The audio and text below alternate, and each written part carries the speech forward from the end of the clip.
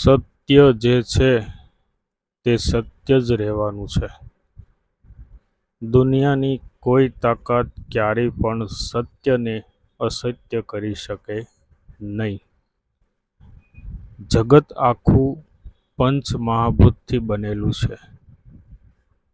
આ પાંચ વસ્તુને મિટાવી શકવાની તાકાત કોઈ પણ જીવમાં નથી કે કોઈ પણ સંશોધિત વિજ્ઞાનમાં નથી.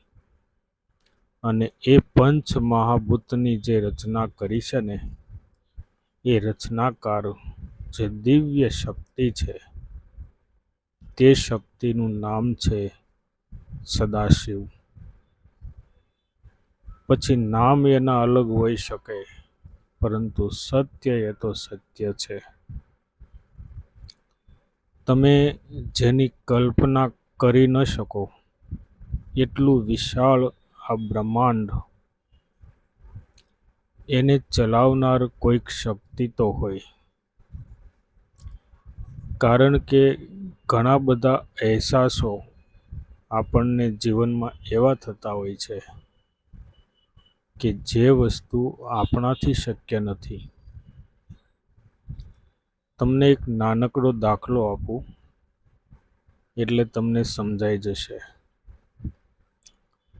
કે કોઈ પણ જમીનનો ટુકડો હોય, ત્યાં તમે ગુલાબનું ફૂલ રોપી દો તો એના પર ગુલાબ જ આવે છે. તો એ ક્યાંથી આવે છે? શા માટે ફૂલનો રંગ લાલ જ આવે છે? અને એ લાલ રંગ આવ્યો ક્યાંથી? એની સુગંધ આવી ક્યાંથી? અને એ જ ટુકડામાં તમે આંબો વાવી દો તો કેરી આવે છે, ગોટલું બને છે, મીઠાશ આવે છે. જમીન તો એની રહેશે, છતાં પણ જે વસ્તુ તમે ત્યાં રોપી દો એ વસ્તુ ત્યાં હાજર થઈ જાય છે. તો આ સપ્લાયર કેવી દિવ્ય શક્તિ હશે એનો તમે વિચાર કરો. જગત આખું એક એવી વસ્તુ છે કે જે માણસની કલ્પના બહારની વસ્તુ છે.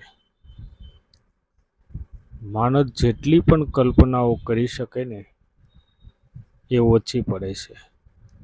જગતની શક્તિ એનાથી પર છે. માણસ અત્યારે જમીન માટે, ધન માટે, વૈભવ માટે યુદ્ધો કરે છે. મારું મારું કરીને લડે ઝગડે છે, અંદરો અંદર મરે છે.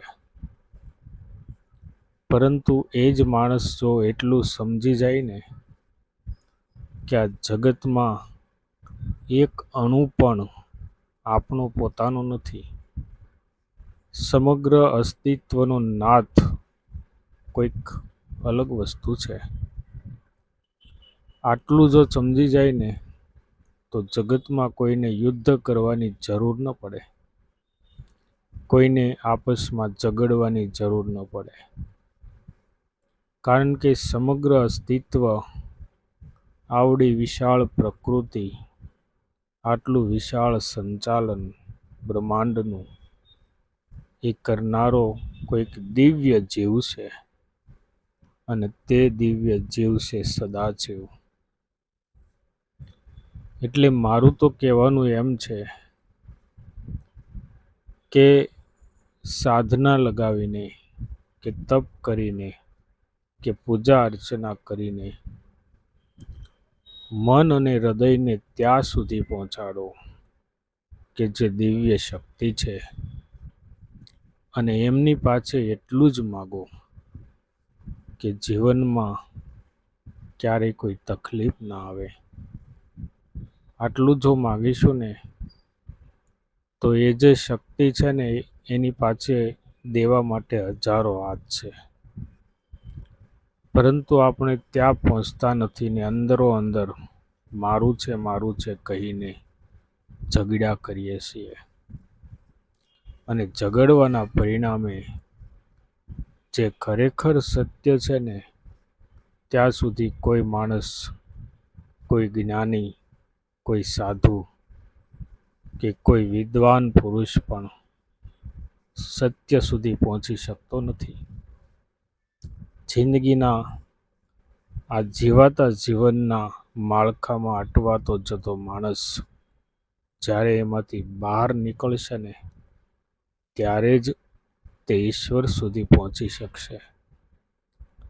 બાકી ગમે તેવા મોટા આલિશાન મંદિરો બનાવો, ગમે એટલી તાળીઓ પાડો, પૂજાઓ કરો, દીવડાઓ પ્રગટાવો, પણ મન અને હૃદય જ્યાં સુધી એ દિવ્ય શક્તિ સુધી નહીં પહોંચે ને ત્યાં સુધી એ પ્રાપ્ત થશે નહીં. સત્ય સહેલું છે, પરંતુ સત્ય સુધી પહોંચવું ને એ ખૂબ જ અઘરું છે. જય મહાદેવ.